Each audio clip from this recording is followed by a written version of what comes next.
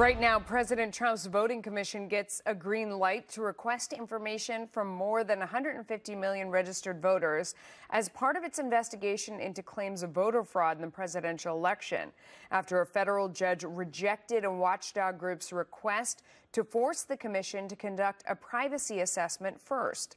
Let's bring in our legal panel. Bob Bianchi is a criminal defense attorney and former head county prosecutor and a trial attorney. And we have Brian Claypool, who is a criminal defense attorney. Thanks to both of you for joining us.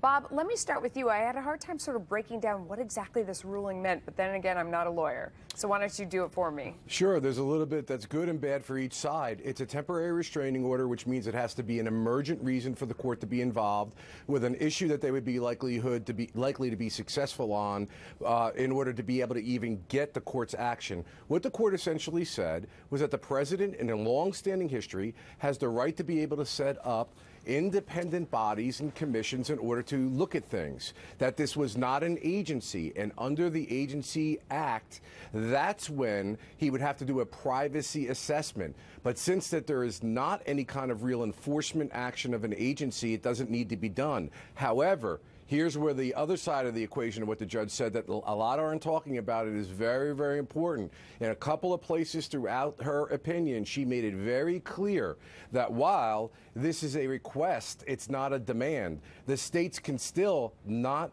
accede or give into that request. But if they start to, the commission that the president came together with, start to act in a more forceful manner, it very well may violate the law. So it gave a little bit to the president, but it also put the confines in there. Brian, do you agree with that interpretation?